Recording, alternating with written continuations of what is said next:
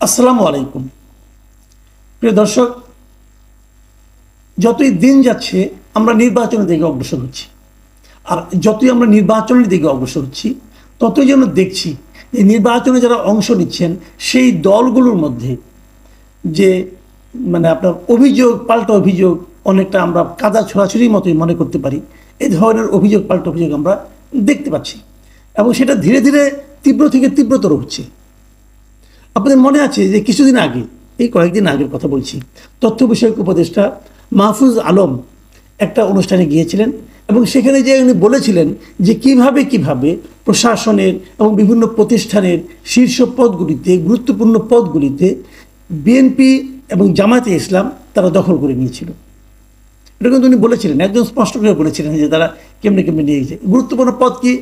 বিভিন্ন সচিবালয়ে বিভিন্ন গুরুত্বপূর্ণ পদ, ডিসির যে পোস্টগুলো সেগুলো, অথবা ইউনিভার্সিটির বিভিন্ন পোস্টগুলো, অথবা নানা ধরনের সরকারি প্রতিষ্ঠানের যে পোস্টগুলো সেগুলোতে নিজেদের লোককে বসানোর একটা প্রতিযোগিতা ছিল। এবং সেই প্রতিযোগিতায় কে জিতেছে বলা বড় কঠিন। এই কারণে আমি দুদিক থেকে অভিযোগ শুনেছি। অনেকে বলেছেন যে বিএনপিরা বেশি দখল করার চেষ্টা করেছে ওই চাঁদাবাজির যেখানে টাকা নগদ যেখান থেকে ইনকাম হয় সেরকম জায়গাগুলো, আর জামাত স্ট্র্যাটেজিক্যালি অগ্রসর হয়েছিল, এরকম কথা শুনেছি আমরা বিভিন্ন সময়। এবারে আমরা দেখলাম নির্বাচনের আগে, নির্বাচনের সময়তে পদগুলো খুব গুরুত্বপূর্ণ, কোন পদে কে থাকবে, কীভাবে প্রভাব বিস্তার করবে, এগুলো কিন্তু খুবই গুরুত্বপূর্ণ। এবং এই জন্য এই পদগুলিতে কে কোনটা দখল করছে এটা জেনে অভিযোগ পাল্টা অভিযোগ। আমরা সর্বশেষ যেটা শুনলাম আজকে জামায়াতের পক্ষ থেকে একটা কঠিন অভিযোগ উঠেছে, কিন্তু খুব কঠিন অভিযোগ। সেই অভিযোগটা আজকে দুপুরে ওনাদের একটা প্রোগ্রাম ছিল, ওনারা তো 5 দফা দাবি নিয়ে আন্দোলন করছেন, এটা তো আপনারা জানেনই। সে 5 দফা নিয়ে আলোচনা আমরা একাধিকবার করেছি, প্রয়োজনে আরও করতে হবে হয়তো আগামীতে। সেখানে যে গণভোট আছে, পিআর পদ্ধতিতে নির্বাচন আছে, এগুলো নিয়ে তারা 5 দফার দাবি তারা দিয়েছে।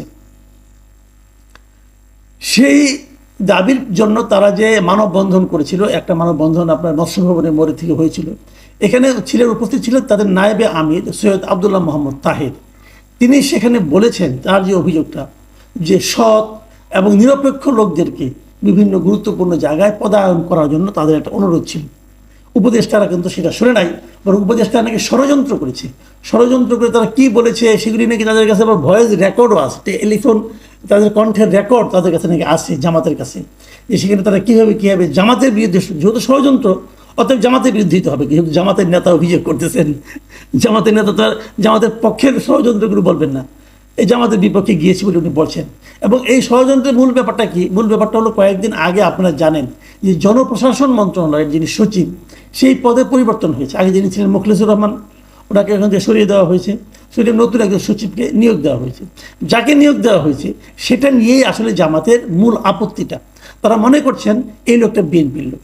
এবং দেখেন উনি এইটা বলতে যে কি বলেছেন, আগে ওনার এইটা শুনেন, উনি এখানে কি বলেছেন। উনি বলেছেন যে তারা বলেছেন যে সৎ ও যোগ্য লোককে বসানো, তারা যে বলেছিলেন যে ওই পদটা যেন সৎ এবং যোগ্য লোককে দেয়, কারণ জনপ্রশাসন বিষয়ক যে সচিব, ওনার হাতে কিন্তু অনেক গুরুত্বপূর্ণ কাজ থাকে, কারে কোথায় নিয়োগ দেওয়া হবে, বিশেষ করে নির্বাচনের সময়।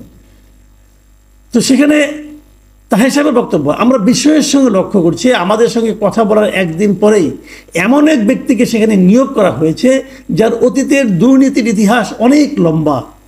সে একটি দলের প্রতি পরিপূর্ণভাবে অনুগত এবং বিভিন্ন সময়ে একটি বিশেষ দলের ছাত্র ও রাজনৈতিক সংগঠনের বিভিন্ন পোর্টফোলিওতে দায়িত্ব পালন করেছে। এই হলো তাদের অভিযোগ, যে এই লোকটা একসময় একটি বিশেষ দল, মানে বোঝা যাচ্ছে বিএনপি কথা বলা হচ্ছে, তাদের বিভিন্ন অঙ্গ সংগঠন এবং তাদের মূল দলেও নাকি তার একটা পোর্টফোলিও ছিল বলে তাহের সাহেব অভিযোগ করেছেন। এখন এই অভিযোগটা করতে যে এর সঙ্গে নাকি আপনার উপদেষ্টারা 4 জন না 5 জন উপদেষ্টা, ওনার বলে আপনি স্পষ্ট করে ওনার পড়ে শোনায়, উনি বলেছেন সরকারের 4 থেকে 5 জন উপদেষ্টা একটি বিশেষ দলের পক্ষে সব নিয়োগকে নিয়ন্ত্রণ করে একটি দলীয় সরকারে পরিণত করার চেষ্টা করছে। মানে ওনাদের দাবি হলো যে এই সরকারটাকে একটা দলীয় সরকারে পরিণত করছে এই সরকার। কোন দলীয়? ওনার দল তো না, তাহলে বিএনপি দলীয়, তাই তো হবে। আপনারা মনে করেন কয়েকদিন আগে যখন নাকি সেই জুন মাসের বৈঠকটা লন্ডনে না হয়েছিল, হওয়ার আগে বিএনপি কিন্তু পাল্টা অভিযোগ করেছিল যে এই সরকার একটা দলের পক্ষে অনুগত হয়ে যাচ্ছে। তারা অবশ্যই এনসিপিকে সরাসরি বলেছিল এবং তারা দুইজন উপদেষ্টার, তিনজন উপদেষ্টার পদত্যাগ পর্যন্ত চেয়েছিল। এই তিনজন উপদেষ্টাকে পদত্যাগ করতে হবে। ওই তিনজন উপদেষ্টাকে পদত্যাগ করেছেন না করেনি, তারা এখন ওখানে আছেন। তাহলে দাঁড়ালোটা কি? যে একটা সরকার, এই সরকারের নিরপেক্ষতা নিয়ে এখন সবাই প্রশ্ন করছে। জামাত প্রশ্ন করছে, ইসলামী আন্দোলন প্রশ্ন করছে, বিএনপি প্রশ্ন করছে, এনসিপি তো আরও বেশি, ইদানিং এনসিপি আরও বেশি বিপ্লবী, তারাও সরকারের উপর আনহেপে যে সরকার ঠিক মতো চলছে না। তাহলে এই সরকারকে নিরপেক্ষ নির্বাচন কি করে করবে? কারণ এই সরকারটার উপর তো যে রাজনৈতিক দলগুলো অংশ নেবে তাদেরই আস্থা নাই, তারা সবাই তো অভিযোগ করছে। আর যেটা বেসিক কথা তো এখনো বলেই নাই, বেসিক কথা হলো, আচ্ছা আপনারা বলুন, জাতীয় পার্টি কি নির্বাচন করতে পারবে? জাতীয় পার্টিকে এই যে ঐক্যমত্য কমিশন, জাতীয় সংস্কার কমিশন, অমুক তমুক কত কিছু করতেছে, জাতীয় পার্টি, ওয়ার্কার্স পার্টি, জাসদ, এদেরকে কি ডাকা হয়? এদেরকে বাদ দিয়ে আপনি জাতীয় ঐক্যমত্য কীভাবে করবেন? হ্যাঁ, আমি মানলাম যে আওয়ামী লীগের কথা বললে আপনাদের আবার অনেকে জ্বর এসে যায়, যে আওয়ামী লীগের কথা বলা যাবে না, কারণ আওয়ামী লীগকে তার কর্মকাণ্ড নিষিদ্ধ করেছেন। ঠিক আছে, আওয়ামী লীগের রাজনৈতিক কর্মকাণ্ড নিষিদ্ধ করেছেন, তারপরে তো আওয়ামী লীগকে মতামত নেওয়ার জন্য ডাকতে পারতেন। এটা তো রাজনীতি না, তারা তো এই দেশের নাগরিক। আপনি জাতীয় ঐক্যমত্য করবেন, সেই জাতীয় ঐক্যমত্য, ওরা কি জাতির অংশ না? আওয়ামী লীগের কি কিছু ভোটার নাই? আওয়ামী লীগের যা ভোটার আছে, আমি তো আপনাকে গ্যারান্টিতে বলি, বিএনপি ছাড়া বাদ বাকি সব দল মিলালে তো আওয়ামী লীগের সমান ভোট হবে না। আওয়ামী লীগের ভোটারদের যে কি কোনো গুরুত্ব নেই এই নির্বাচনে। দেখেন, একটা নির্বাচন যখন হয়, সেই নির্বাচনে পার্টি কয়টা বলুন তো, পক্ষ কয়টা? পক্ষ হয়ে আসলে একটা হলো রাজনৈতিক দলগুলো, তারা ভোট চায়, আরেকটা হলো সাধারণ মানুষ যারা ভোট দেয়, আরেকটা হলো সরকার যারা ভোট পরিচালনা করে, মানে নির্বাচন কমিশন বলি আমি এটাকে, নির্বাচন কমিশন যারা ভোটটাকে পরিচালনা করে, আর ওই সময়কার সরকার যারা প্রশাসনটাকে নিয়ন্ত্রণ করে।